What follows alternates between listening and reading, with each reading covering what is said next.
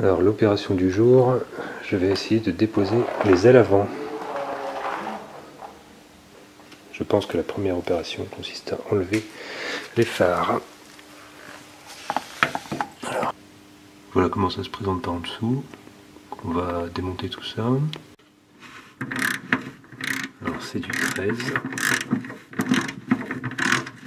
Bizarrement ça se dévisse assez facilement.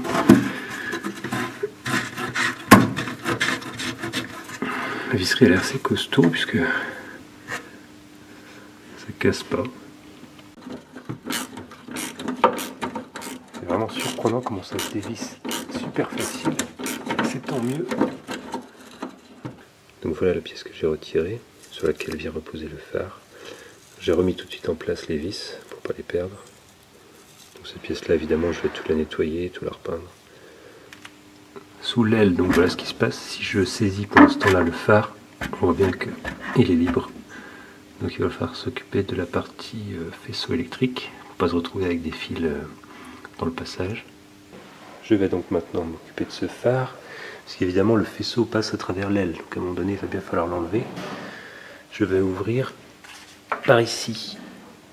Donc je vais d'abord mettre du dégrippant, c'est pour ça que j'ai mis un chiffon quand même pour éviter de mettre ça de plus sur la peinture. Elle a déjà assez souffert comme ça avec le temps. Et de toute façon les phares je compte les emmener avec moi pour pas les laisser dans le local. Niveau humidité c'est quand même pas le top.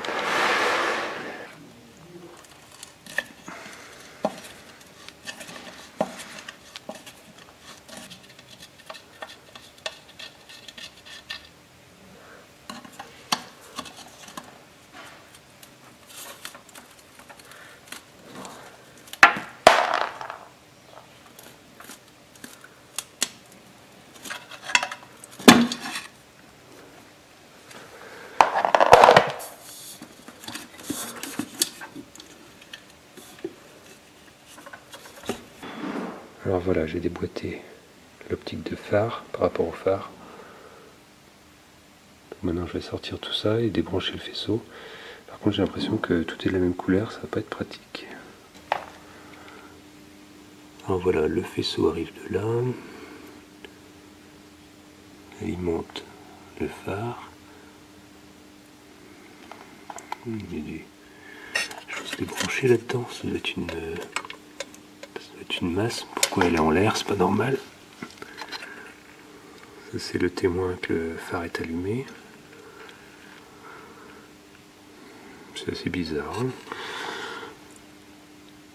des trucs qui dépassent là.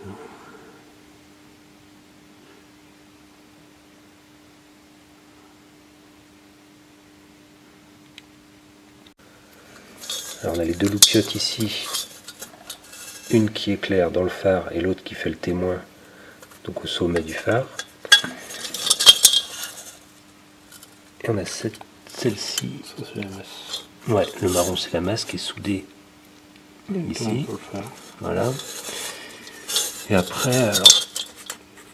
Code des phares. Ouais, code des phares. Donc je tiens. Il y a un support d'ampoule ici qui n'est pas utilisé. J'ai un fil noir avec une gaine noire qui vient ici sur le côté gauche. J'ai une masse qui vient sur le côté droit. Et je pense que ça c'est les deux masses qui vont au niveau des deux veilleuses, là. Les deux fils rouges qui repartent, qui vont au niveau des veilleuses. On va vérifier.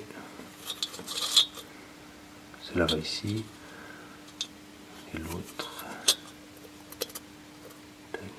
Tac. Ouais. C'est bien ça, donc ça c'est les masses, donc ça c'est un signal de... Code des phares. Ouais c'est ça, code des phares, donc bon, après je sais pas qui est qui, mais en tout cas, il va falloir que je repère, il n'y a pas à tortiller. Parce que l'autre c'est pareil, c'est une gaine. Qui a l'air marron, mais... Ouais, il va falloir les repérer. Donc je vais mettre un scotch sur celui qui va à gauche. Et celui qui n'aura pas de scotch, ce sera celui qui va en haut, par rapport à l'ampoule, de l'autre côté. Voilà, le phare est déposé. Au niveau de mon phare, voilà ce qui reste. La prise de masse marron. Bon, ensuite, l'idée, bien sûr, ça va être de repasser tout le faisceau par ici. Voilà, donc j'ai passé délicatement le faisceau électrique à travers l'aile. Il faut bien sûr aussi débrancher le clignotant. Alors pour être tout à fait honnête, en fait là on est mardi et j'ai mis du dégrippant samedi après-midi, donc je pense que ça a pu agir. Je dis ça parce que quand je vois la tête de la visserie, je pense que c'est pas mal grippé. Mais le dégrippant a eu le temps d'agir, donc là je vais essayer de dévisser tout simplement l'écrou, voir ce qui se passe, j'espère que je vais rien casser. Alors ça c'est dévissé impeccable, c'est vraiment génial. Ça n'a pas forcé du tout, j'ai pas eu l'impression que j'allais éclater la vis. Maintenant que l'aspect électrique des choses, donc phare, clignotant, etc. est réglé, on va passer à la partie vraiment fixation pure. Bon là on voit des pièces qui traînent, évidemment il faut ranger ça dans des petites boîtes ou dans des petits sachets. Hein. Donc voilà une fixation qu'il va falloir défaire. Là j'avais déjà fait, bon. Ici. Et donc, du côté intérieur, ici, là, voilà, donc je vais dévisser tout ça. Alors je vais commencer par cette vis, qui est badgée d'ailleurs Citroën, hein. Il y a un petit logo Citroën dessus.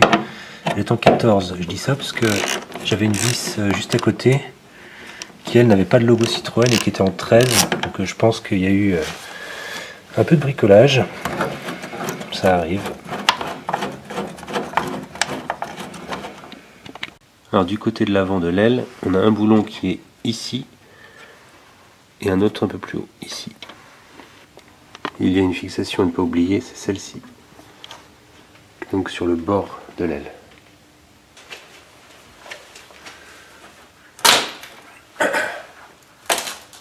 Alors il y a un joint en caoutchouc entre les deux, ici. La peinture qui tient.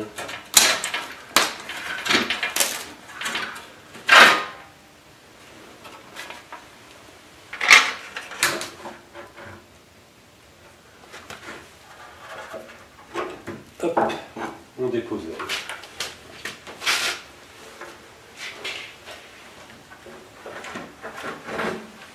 Eh bien, ça change des ailes de 2 chevaux. Hein.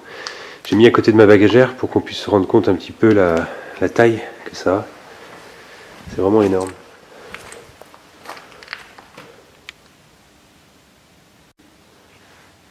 Bon, ça va me permettre de faire un état des lieux maintenant des flancs de la voiture. J'ai l'impression qu'il y a eu opération Blackson là-dessous. Ça ne me dit rien qui vaille.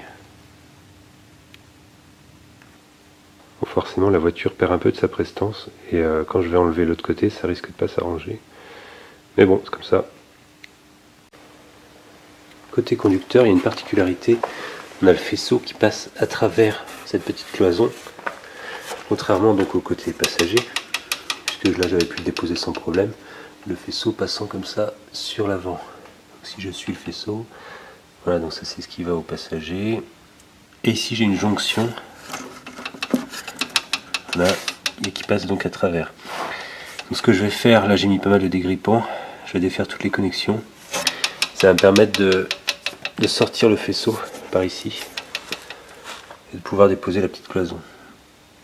Donc évidemment ce qui va vers ici, c'est les commandes de phare, les commodos, etc. Alors très important, donc pour se souvenir un peu des couleurs, le tout premier, donc le plus en avant de la voiture, marron. Là c'est un fil, on va dire bleu très clair, l'embout bleu ici. Ensuite un fil marron avec un embout bleu. Ensuite un fil marron avec un embout jaune. Et ensuite un fil noir avec un embout noir. Voilà, donc ce qu'on voit à l'image, c'est à gauche c'est l'avant de la voiture, à droite c'est l'arrière. Voilà la traction sans ses ailes, sans capot, sans calandre, sans pare-choc, sans rien. Ouais, ça fait bizarre.